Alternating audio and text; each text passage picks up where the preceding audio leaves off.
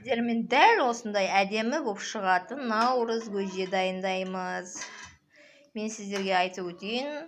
Құрамына жүгері, сар жүгері, ақ жүгері, бидай және перловка, добия, айран, тұз, 7 түрлі дәнмен әдемі наурыз көже жасап шығарамыз.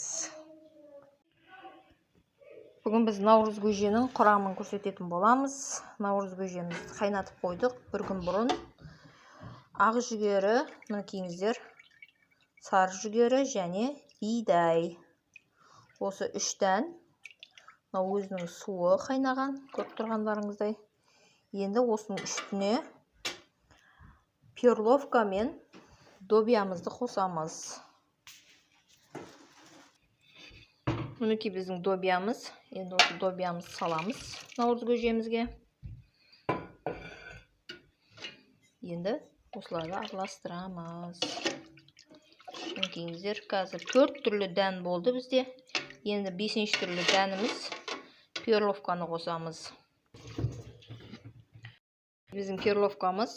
Енді осы перловкамызды саламыз. Оны да қосып араластырамыз.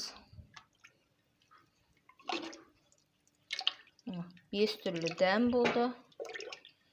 Сіздерде білмеймін, біз жақта ет салады үстіне. Қазір етін саламыз. Мінекейіңіздер біздің етіміз. Қайнатылған ет. Қазы салсаңыздар да болады. Мен енді қазы салмадым. Бірақ ет салдым. Сүрленген ет болса тіптен керемет болады енді. Дәмі деген тіл үйретін дәм шығады. Тұзын салуды ұмытпаңыздар. Енді осы наурыз көжеміз суығаннан кейін айран қосамыз. Мінекейіңіздер, біздің наурыз көжеміз. Енді тұзын саламыз. Мінекей тұз салып жатырмыз. Тұзын салуды ұмытпаңыздар. Одан кейін наурыз көжені суытып қойыңыздар.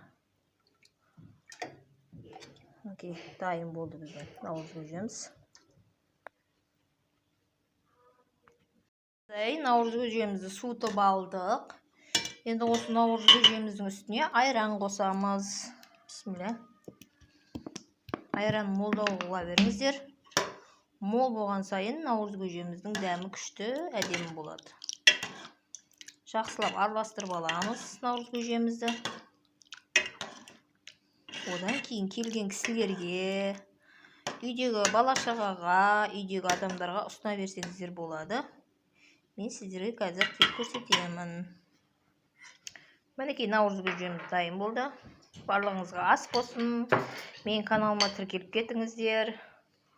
Мені қолдап кетіңіздер. Наурыз көже ішуді жалғастырамыз. Наурыз құтты болсын барлығыңызға. Наурыз көжені жасап көріңіздер.